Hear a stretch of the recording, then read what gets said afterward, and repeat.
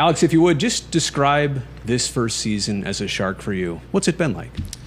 I mean, it's been great. Obviously, it's the result hasn't really been there. Yeah. But, I mean, obviously, doing the whole move to California and all that, coming into a brand new team. But it's been a lot of fun. I mean, a great organization, great team. Like, the guys here have been really friendly.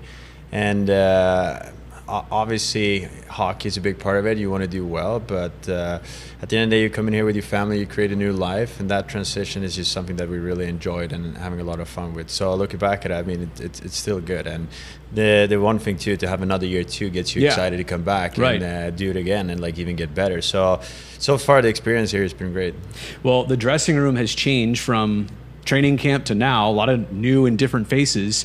And as part of that, you assumed wearing an A on your sweater. What was it like? Did Coach Warsofsky come to you and, I don't want to say make a big deal out of it, but did he say something when he told you that was part of it? Pretty much the total opposite. I mean, really? Obviously, with the trading deadline, everyone's going to player in and out. Like, you didn't know who was going to play the last game in Colorado, and all of a sudden, one of the equipment guys went and grabbed the jersey. I'm like, where are you going with that thing? Really? So I had a feeling of it, usually because you have to have a few captains. But after that, I obviously acknowledged and gave me kind of like credit for it. But when it happened, it was like kind of like really quick right before the game. But it's just cool. I mean, obviously, I played in the league for 11 years, but I think this is the first time ever like wearing a letter. So I wear it with pride, and I think it's a lot of fun to kind of like get that acknowledgement from the training staff and all that. So they did the surprise thing on you. Yeah, I would say. Didn't even tell you. Didn't even say. We're just going to sew this on your sweater. Yeah, exactly. But I almost like it that way. I mean, it kind of just gets you like, I mean, obviously you focus about the game. You don't have to make a big thing out of it. I mean, it wouldn't change me as a person either. I'll still try to act the same. Right. But just kind of like that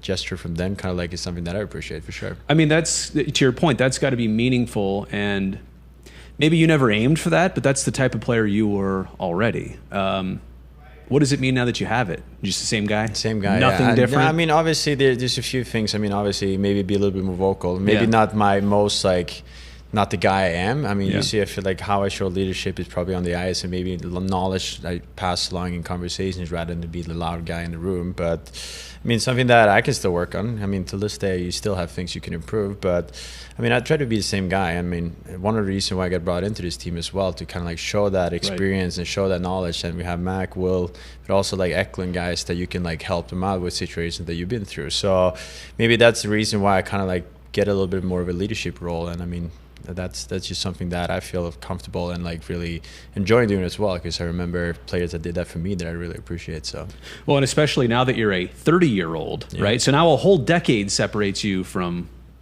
Will and Mac. Yeah. That's crazy, right? Yeah, it's crazy. I mean, sometimes, I mean, I still feel pretty young, and then you kind of like realize you're not even close to them, you know what I mean? What's the biggest difference between being a 20-year-old, and I know you've only been 30 for a handful of months now, like what do you feel different? I'm in my 40s, by the way. Yeah. I can tell you some stories later about that, but what's 30s about? I mean, to be honest, I can't even tell the difference being in 20s and 30s. Right now, I mean, all I do, though, is chasing around kids and having a blast with the family. A little different from when you were 21, right? Yeah. But, I mean, that's the thing. Like, I mean, even though for me, not much has changed. It's just maybe priorities. I mean, we spend so much time with the team here. So when we're home, I want to really give all that time to the family. So that's the biggest difference. But I mean, hockey-wise, I feel like almost like the older I get, the more mature and the more like calm and collected you be in situation. Maybe when you were younger, you're kind of like rushing decisions. You're maybe more hesitant because you don't really know what happens. And I feel like from experience comes a lot of knowledge. That's just what I think kind of like helps me, is kind of like, even this experience right now, I played in Seattle, I got traded to New York, ended up here all within a year. Right. And instead of panicking, I kind of like, you just take it slow and realize like it'll be okay. And that's, I feel like, a thing you have to mature into rather than you just get tossed into, right? Mature is the exact word I was going to use. That's a very mature way to approach that, because it is hectic and there's a lot going on there. I want to talk about two stats that stand out to me in watching your game, but also like quantifying your game. And it's the little things. You lead Sharks forwards as of right now in takeaways this season. And also block shots. You have a lot of those too. Let's talk about takeaways though. Is that something you're intentionally trying to have happen as part of your game, is to be more of a defensive-minded player, to create those turnovers and go the other way? Yeah, 100%. I mean, I feel like through my career, that's like, I try to use the tools I have. If it was skate with a stick, but especially defensively, to trying to like pick up pucks, kind of like take advantage of like when guys have it in a tough spot. So that's always something I work on and try to like, because I feel like that's what separates me from maybe others, to use the smartness to get those pucks. So to be leading the team is something I'm striving for and want to like be that kind of guy. So then, I mean, it's always different. You don't really know what's a takeaway or not. But like for me, like I can know when I'm having a good game and all that. So it's fun that the stats show it. But I mean, you can tell from my game that it's something that I'm trying to like work on and do every game as well. So yeah. Now, takeaways require some skill. I think block shots require skill too. Don't get me wrong. But block shots require a little bit of guts. Yeah, right? It's a little more painful. Step in front of one. You're also pretty good in that category too. More block shots than basically every other forward. You got more block shots than a lot of defensemen on your team. What exactly is it about that in your game? How do you create those opportunities? Do those opportunities find you? How do you record that many? I mean, it's hard to say. Every game, every situation is different, right? You kind of read the play. I mean, I feel like a lot of my blocks is though from anticipating and reading what's going to happen. There's a few when the D-man has it on the opposite team and they shoots it and I step in front of it. Yeah. And that's the kind of one I'm looking for, because then I know I have like the advantage. Then there's a few where you kind of like just have to eat it, right? When you line up with a one-timer, you're like, oh, this is just not what you want. But I mean, at the end of the day, this is a team sport. If you can step in and like take away and grade A opportunity or even save a goal, use the blocking shot, I feel like I would do it in a heartbeat. So. What's the most unprotected area, do you think, for you in blocking a shot? I don't know. My feet has been taking a beating. Even though like you're having the protection, the skates are great, but I mean somehow like doesn't matter what you do, if it hits the wrong spot, you're in a lot of pain for sure. Your jersey, number 10 that you wore as a kid growing up, I think is retired, right? Yeah. It's hanging in a rink in Sweden. That's the rink you played in growing up? Yes, exactly.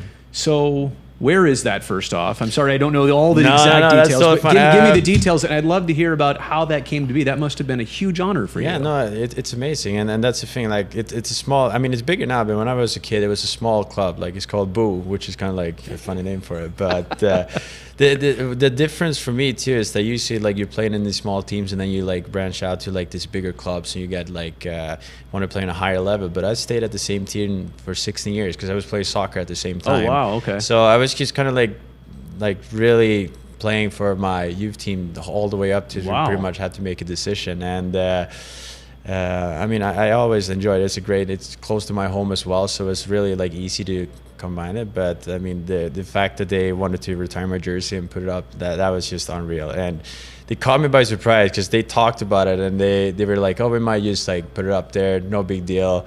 And then they called me in. They're like, yeah, we're just going to have like a few guys here. And then it was thousands of people from the organization. Wow. Had to make a speech where I wasn't prepared for it. So I almost shed a tear or two with that. Wow. So it's a real moment. And especially because I remember as a kid, you see, even in Sweden, like people hanging up in rafter, you're just like, wow, can you imagine one day be one of those guys? And then all of a sudden it comes reality. So it was really one of those moments like you have to pinch yourself, like this is not really real, you know? What's up with people surprising you with everything? Yeah, I don't know. Surprise your jersey's out there. Surprise you're wearing an A. Exactly. You know? The fact I hate surprises is like the last thing people should do. But I guess everyone's like, oh, let's get this guy then. So, but I got two more things for you. What do you do to pump yourself up for a game? Do you need that, or what gets you ready? And I guess I'm kind of implying a lot of guys love music. Yeah. Do you use music? Oh, for sure. I mean, obviously, I drive in the car to the games, and I feel like that's a great moment to kind of get your amped up a little bit. I usually have every season like one go-to song that you kind of like. The anthem of that year. Pretty much, yeah. And like you listen to the songs, and right when you're about to pull out to the parking lot, you kind of just blast like full volume and you just kind of like get ready. And I don't know if it helps or not, but I always like have that as a small routine, just to kind of like, hey, it's a game, let's get ready. But I mean, through the years, I feel like music is a great tool to kind of just get you a little excited. I mean, obviously it could be whatever song, but you know, some songs just gets you blood pumping a little bit, you know? I'm just going to throw this out there. It's a guess. You and I might listen to the same type of music. Oh, yeah? What are you listening to? Oh, I mean, I'm kind of like the everything guy. I wish I could say I wasn't, but right now I'm rocking a lot of the Swedish songs. I highly doubt we're going to listen to the same ones. Oh, I was going to say some EDM. There's a lot of Swedish electronic music. Yes, but now it's like Swedish lyrics, so that's why I'm like, so I wouldn't understand it. Oh, so we're definitely not listening. We're not listening to it. I wish, but I'm pretty sure we're not. I was stereotyping you as a Euro, maybe the EDM. I listen to a lot of. I listen to a lot of Avicii, Swedish House Mafia. Yeah, Kygo, yeah. huge fan There of you it. go. So don't get me wrong, There but we I was go. laughing because right now I'm in this, and you're like, we probably listen to the same music. I'm like, I doubt it, you know?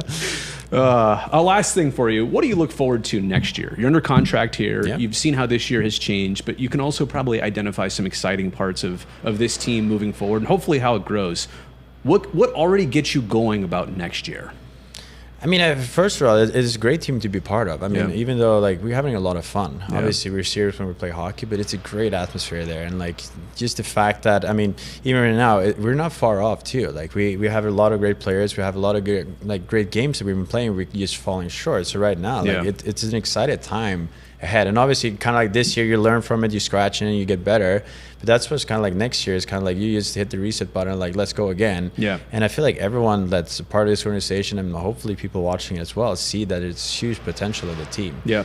And the fact right now you're building the young guys, they get another year like mature and they kind of like grow into the roles. And I mean, even for like us that's been here, you kind of like take a little while to get into stuff. So right now it feels like we're building on something great, and to be part of kind of like a rebuild, let's call it, but like to be part of it and see a team get better and better, I feel like that's really something that's cool to have. Like, you know, you're coming in and like building on something. So yeah, that's what I'm looking forward to. All right, Wenny, here's a pro tip I'll leave you with. If the kids try and get you to do a sleepover, don't do it. Or don't let them take pictures. Yeah, but here's the thing. I don't know who made that bet or not. It sounded like Toffoli wanted to sleep in their room. I agree. So the fact that he gets forced into it, maybe we should look into that. Yeah, So, there's more to that story. We'll save that for next time. Thanks a lot, Wenny. Yeah, thank you. All right.